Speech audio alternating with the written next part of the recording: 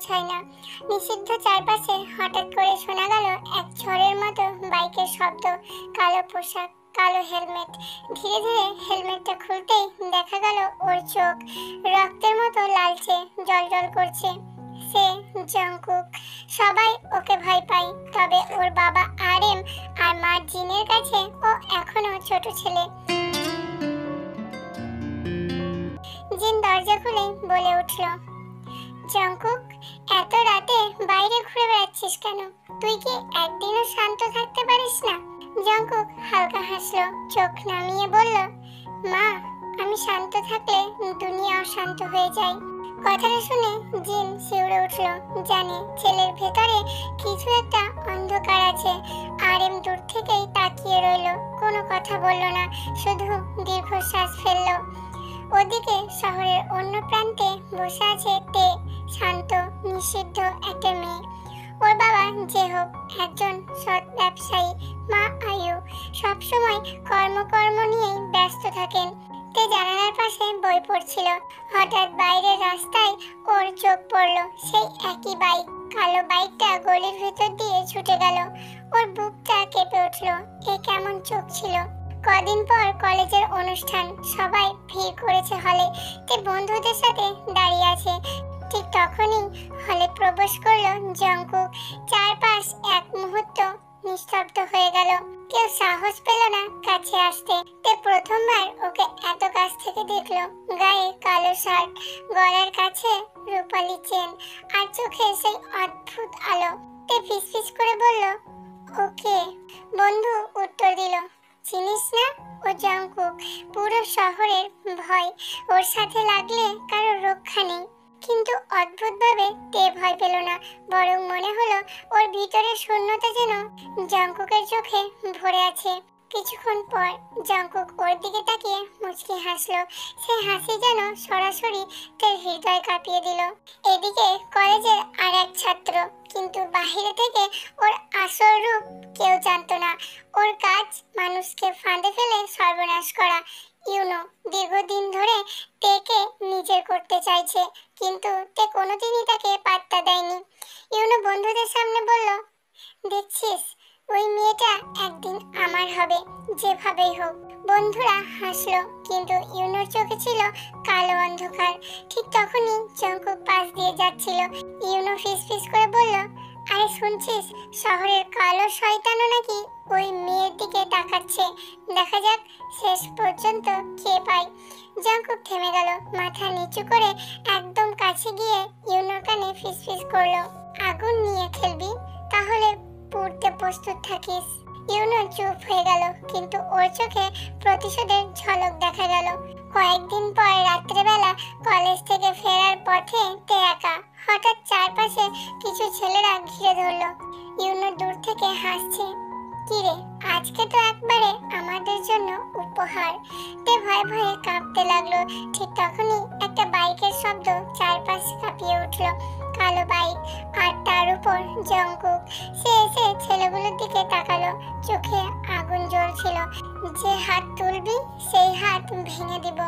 এক মুহূর্তে ছেলেরা পালিয়ে গেল। ইউনো দাঁড়িয়ে রইল, কিছু বলল না। জংকুক বাইক থেকে নেমে তের দিকে এগিয়ে গেল। ভয় পেয়েছিলে? তে মাথা নিচু করে বলল, হ্যাঁ, কিন্তু ধন্যবাদ। জংকুক গভীরভাবে ওর চোখের দিকে তাকালো। তুই অন্যরকম, তোর চোখে ভয় নেই। তে কাঁপা কাঁপা গলায় বলল, আপনি কেমন মানুষ আমি বুঝতে পারছি না, কিন্তু আপনার চোখে শুধু একাকিত্ব দেখি। কথাটা শুনে জংকুক অবাক হলো। এর আগে কেউ এমন করে তাকে চিনতে পারেনি। তারপর থেকে দুজনের দেখা হওয়া বাড়তে লাগলো। জংকুক দূরে দাঁড়িয়ে থাকলেও তে বুঝতে পারতো সে নজর রাখছে। একদিন কলেজের মাঠে তে বই পড়ছিল। জংকুক এসে বসলো পাশে। তুমি আমাকে ভয় করো না? না, আপনি সবাইকে ভয় দেখান, কিন্তু আমি দেখি আপনি নিজেকেই বেশি ভয় পান। জংকুক এক মুহূর্ত চুপ করে রইল, তারপর হঠাৎ হাত বাড়িয়ে তার হাত ধরল। তুমি আমার অন্ধকারের আলো হয়ে এসেছো, পালাতে চাইলে এখনই পালিয়ে যাও। তে চোখ নামিয়ে বলল, আমি পালাবো না, জঙ্কুকের ঠোঁটে ভয়ঙ্কর কিন্তু কোমল একটা হাসি ফুটলো। এদিকে ইউনো চুপ করে বসে নেই। সে জানে জঙ্কুক যদি তেকে পায় তাহলে আর কিছুই তার হাতে থাকবে না। কিন্তু ইউনো এক রাতে তের বাসার সামনে দাঁড়িয়ে চুপচাপ ছবি তুললো, ফোনে কারোর সাথে কথা বললো, প্ল্যান শুরু করলো। জঙ্কুকের অন্ধকার আমি তার বিরুদ্ধে ব্যবহার করব। রাত বাড়ছে, একদিকে জঙ্কুকের অন্ধকার ভালোবাসা, অন্যদিকে ইউনোর ষড়যন্ত্র। তের জীবন ধীরে ধীরে জড়িয়ে যাচ্ছে এক অদ্ভুত অচেনা পথে। রাত তখন গভীর, শহরের বাতিগুলো আজও অন্ধকারে ঝাপসা হয়ে আছে। জঙ্কুক তার ঘরে বসে একটা সিগারেট জ্বালিয়ে জানালার বাইরে তাকিয়ে আছে। হঠাৎ দরজা খুলে ভিতরে ঢুকলো জিন। জঙ্কুক, তুই আবার রাত জেগে বসে আছিস? ঘুম আসছে না মা। কিন্তু কেন? জঙ্কুক মুচকি হেসে বলল, কিছু মানুষ আছে যাদের চোখ ঘুম কেড়ে নেয়।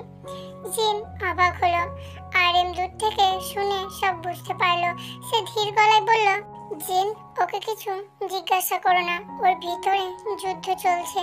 অন্যদিকে ইউনো টেবিলে বসে ছবি ছড়িয়ে রেখেছে, তের ছবি, জঙ্কুকের ছবি। তার চোখে একরাশ ক্রোধ। তোকে ভয় দেখিয়ে যদি না পাই তবে ভেঙে ফেলবো। তার সঙ্গে জিজ্ঞাসা করলো, কিভাবে করবে? ইউনো ঠোঁটে কুটিল হাসি নিয়ে বলল, তেকে আমার ফাঁদে ফেলবো, তারপর ওর অন্ধকারকে তার বিরুদ্ধে তার করাবো। পরের দিন কলেজে বাগানে বসে আছে তে, বাতাসে চুল উড়ছে। হঠাৎ পিছন থেকে জঙ্কুক এসে দাঁড়ালো। আজকে খুব চুপচাপ দেখাচ্ছে। তে মাথা ঘুরিয়ে হেসে বলল, আপনি সবসময় এত গম্ভীর হয়ে থাকেন কেন? জঙ্কুক দীর্ঘশ্বাস ফেলল, কারণ আমার হাসি মানুষকে ভয় দেখায়, কিন্তু আমি ভয় পাই না। জঙ্কুক গভীর চোখে তাকিয়ে বলল, তুমি আমার জীবনের একমাত্র যে আমাকে ভয় পাই না। জানো, তুমি যদি কখনো হারিয়ে যাও আমি পুরো শহর রক্তে ভাসিয়ে দেব। তে কেঁপে উঠল, আপনি এমন ভয়ঙ্কর কথা কেন বলেন? জঙ্কুক কাছে এসে ফিসফিস করে বলল, কারণ তুমি এখন আমার অন্ধকারের মালিক। সেই রাতে তে বাসার সামনে এক কালো গাড়ি থামলো। ইউনো ভেতর থেকে বেরিয়ে এলো, হাতে ছিল এক গুচ্ছ ফুল। তে অবাক হয়ে দরজা খুললো। তুমি এখানে? ইউনো মিষ্টি হাসি দিল, শুধু তোমার জন্য এসেছি। তুমি জানো না আমি কতদিন ধরে তোমাকে ভালোবাসি। তে কড়া গলায় বলল, এসব বন্ধ করো, আমি তোমাকে কোনোদিনই পাত্তা দিইনি। ইউনোর চোখ লাল হয়ে উঠল। তুমি কি ভেবেছো তুমি শুধু জঙ্কুকের হবে? ও তো একটা দানব। তুমি জানো ও কজনকে শেষ করেছে? তে চুপ করে গেল।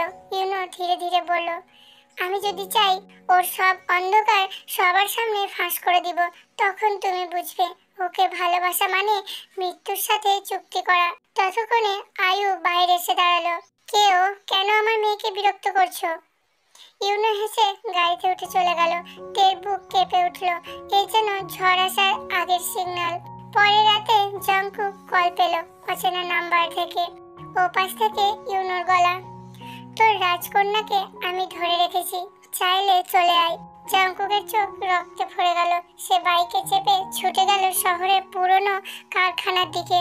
গিয়ে দেখে তে একা বসে আছে, চারপাশে ইউনো ও তার লোকজন। ইউনো তালি বাজালো, স্বাগতম অন্ধকারের রাজা। তুই একদিন সবাইকে ভয় দেখিয়েছিস, কিন্তু আজকে তোর সামনে আমি। জঙ্কুক ধীরে ধীরে কাছে গিয়ে গেল। যদি তোর সাহস থাকে তাহলে আমার দিকে আয়, মেয়েটার দিকে নয়। জঙ্কুক হাসলো, কিন্তু ওই তো তোর দুর্বলতা। আমি দুর্বলতাকে আঘাত করি। সেই ইশারা করতেই দুইজন লোক তার হাত চেপে ধরলো। তে কান্না করতে লাগলো। জঙ্কুকের শরীর কেঁপে উঠলো, চোখের ভিতর আগুন জ্বলে উঠলো। হাত ছাড় তুই।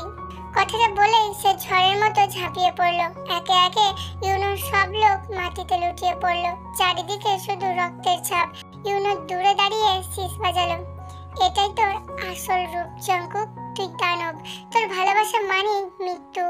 জঙ্কুক দাঁতে দাঁত চেপে ইউনোর গলা চেপে ধরলো, তুই আমার তের দিকে একবারও তাকালে আমি তোর অস্তিত্ব শেষ করে দেব। ইউনো ঠোঁট কামড়ে হাসি দিল, খেলা তো এখন শুরু হলো প্রিয়। সে কোনোভাবে ছুটে পালালো। সব শেষ হলে জঙ্কুক তের দিকে তাকালো, চারপাশে রক্ত, ভাঙা কাঁচ, ভয়ের আভা। সে ধীরে ধীরে তের হাত ছুঁলো। ভয় পেয়েছিস? তে কেঁপে উঠলো, চোখে জল এসে গেল। তুমি সত্যি এত ভয়ঙ্কর কেন? জঙ্কুক মাথা নিচু করে বলল, আমি জন্ম থেকেই অন্ধকারে ডুবে আছি, কিন্তু তোকে ছাড়া আমি আলোর নাম জানতাম না। তে কান্না করতে করতে তার বুকে মুখ লুকালো। আমি তোমাকে ছেড়ে কোথাও যাব না, তুমি যেমনই হও আমি তোমার সাথেই থাকবো। জঙ্কুক চোখ বন্ধ করে ওকে জড়িয়ে ধরলো, তার ঠোঁটে ফিসফিস শব্দ, তুই এখন আমার চিরদিনের জন্য। অন্যদিকে ইউনো দূর থেকে দাঁড়িয়ে সব দেখছিল। তার ঠোঁট থেকে বের হলো তীব্র শপথ, জঙ্কুক তুই জিতেছিস ভাবছিস না, শেষ খেলা হবে তৃতীয় পর্বে, আর সেই দিন তুই সব হারবি। দেখে তোর পরিবারকে। শহরের আকাশটা আজ কেমন ভারী লাগছে, কালো মেঘ জমে আছে চারিদিকে, যেন আসন্ন ঝড়ের আগাম খবর দিচ্ছে।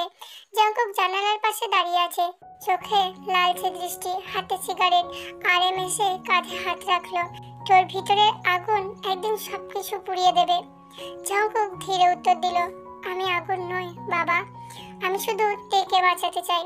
জিনের চোখ ভিজে উঠল, কিন্তু তুই কি পারবি? ইউনো তোকে ছেড়ে দেবে বলে মনে হয় না। জঙ্কুক দাঁতে দাঁত চেপে ফিসফিস করলো, ওকে শেষ করতেই হবে। ইউনো অন্ধকার ঘরে বসে আছে, তার সামনে বড় টেবিলে রাখা তের ছবি, চোখে লালচে জ্বালা। জঙ্কুক ভেবেছে ও জিতেছে, কিন্তু শেষটা আমি খেলবো। আজ রাতে শুধু একটা নয়, ওর পুরো পরিবারকে শেষ করব। তার সঙ্গী জিজ্ঞাসা করলো, কিভাবে করবে? ইউনো হাসলো, আরএম জিন, তের বাবা যে হোক, আর ওর মা আয়ু, সবাইকে বন্দি করব। তারপর জঙ্কুককে ডেকে আনবো, ওর সামনেই ওর প্রিয়জনদেরকে শেষ করব। তবেই ওর অন্ধকার আমার হবে। তে সেই সন্ধ্যায় নিজের ঘরে বসে আছে, হঠাৎ জানালায় টোকা পড়লো। জঙ্কুক দাঁড়িয়ে আছে, সে ভিতরে ঢুকেই বলল, তুই এখন আর একা নিরাপদ নয়, ইউনো তোর জন্য অপেক্ষা করছে। তে ভয় বলল, তাহলে কি করব? জঙ্কুক ওর হাত শক্ত করে ধরলো, তুই শুধু আমার সাথে থাক, আমি রক্ত দিয়েও তোকে বাঁচাবো। তে চোখে জল নিয়ে বলল, আমি তোমার অন্ধকারকে ভয় পাই না, কিন্তু আমি চাই তুমি আলো খুঁজে নাও। জঙ্কুক ঠোঁটে এক রাস ব্যথার হাসি এনে বলল, আমার আলো তুই, কিন্তু আলোকে রক্ষা করতে হলে অন্ধকারকে শেষ করতে হবে। সেই রাতে আরএম জিন যে হোক আর আয়ু সবাইকে এক অজানা জায়গায় ডেকে নিয়ে গেল। ইউনো মিথ্যা করে বলেছিল তে অসুস্থ, আসতে হবে। যেই না তারা ভিতরে ঢুকলো, দরজা বন্ধ হয়ে গেল। চারপাশে ইউনো আর তার লোকজন। আরএম চিৎকার করলো, কে তুই? ইউনো হেসে উত্তর দিল, আমি সেই ছায়া যেটাকে তোমাদের ছেলে সব সময় ভয় দেখায়। আজ সেই ছায়া তোমাদের শেষ করবে। জিন কেঁপে উঠল, আমাদের ছেলের সাথে কেন? ইউনো উচ্চ স্বরে হেসে উঠল, কারণ ও তেকে আমার কাছ থেকে কেড়ে নিয়েছে। আজ আমি ওকে শাস্তি দেব। কিছুক্ষণ পরে বাইরের দিকে বাইকের শব্দ, গেট ভেঙে ঢুকলো জঙ্কুক। চারপাশে রক্ত, আলো আর ভয়ঙ্কর দৃশ্য। সে এক নজরে দেখে নিল, ওর বাবা মা আর তের বাবা মা সবাই বাধা। ইউনো সামনে দাঁড়িয়ে হাততালি দিল, স্বাগতম অন্ধকারের রাজা, এবার তোমার সামনে তোমার পরিবার মরবে। জঙ্কুক ধীরে ধীরে হেঁটে এলো, চোখ জ্বলছে আগুনের মতো। যদি সাহস থাকে তবে আমার সাথে লড়, নিরীহ মানুষগুলোকে ছেড়ে দে। ইউনো হাসলো, তুই যতই লড়, শেষ পর্যন্ত তুই দানব। দেখ, তোর হাতে আমার রক্ত লাগবে। সে ইশারা করতেই লোকজন জঙ্কুকের দিকে ঝাঁপিয়ে পড়লো। কয়েক মিনিটে পুরো হল ঘর কেঁপে উঠল। জঙ্কুক একে একে সবাইকে মাটিতে ফেলে দিল, হাতে পোশাকে শুধু রক্ত। তে ভয়ে কান্না করে উঠল, থামো জঙ্কুক। কিন্তু জঙ্কুক শুনল না, চোখে তখন শুধু রক্তের নেশা। এটাই তোর আসল রূপ, দেখ তোর প্রিয়জনরাই তোকে এখন দানব ভাবছে। আরএম চিৎকার করলো, জঙ্কুক থাম। সেই মুহূর্তে তে চেঁচিয়ে উঠল, যদি আমাকে ভালোবাসো তবে থেমে যাও। জঙ্কুক হঠাৎ থেমে দাঁড়ালো, তার চোখ থেকে অশ্রু গড়িয়ে পড়লো। সে মাটিতে বসে পড়লো, হাত কাঁপছে। আমি দানব নই, আমি ওকে হারাতে চাই না। দানব হোক বা মানুষ, আজ তুই মরবি। কিন্তু তে ঝাঁপিয়ে পড়লো জঙ্কুকের সামনে, আগে আমাকে মারো। ইউনো স্তব্ধ হয়ে গেল, তুই ওর জন্য মরতেও প্রস্তুত? তে দীর্ঘ গলায় বলল, হ্যাঁ, কারণ ও শুধু অন্ধকার নয়, ও আমার আলো। এই কথা শুনে জঙ্কুক উঠে দাঁড়ালো, তার চোখে আবার আগুন জ্বলে উঠল। এক ঝটকায় ইউনোর হাত থেকে ছুরি ছিনিয়ে নিল। দুজনের মধ্যে শুরু হলো ভয়ঙ্কর লড়াই। শেষে জঙ্কুক ইউনোকে মাটিতে ফেলে দিল। তুই আর কখনো আমার তীর দিকে তাকাবি না, ইউনো হাসফাস করতে করতে বলল। তুই দানব।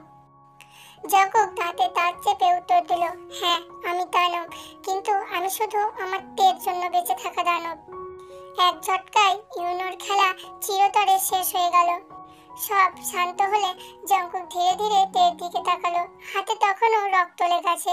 সে ভয়ে ভয়ে বলল, এখনো কি তুই আমাকে ভালোবাসিস? কয়েক মাস পর ছোট্ট একটা আয়োজন, জঙ্কুক আর তের বিয়ে হলো। আরএম, জিন, জেহো, পায়ু সবাই খুব খুশি। জঙ্কুক কানে ফিসফিস করে বলল, আজ থেকে তুই শুধু আমার, আমি তোর অন্ধকার হব, আমি তোর আলো হব। সে মুচকি হেসে উত্তর দিল, আমি কখনোই পালাবো না, কারণ আমি দানবটাকেও ভালোবাসি। অন্ধকারের শেষে শুরু হলো এক নতুন আলো।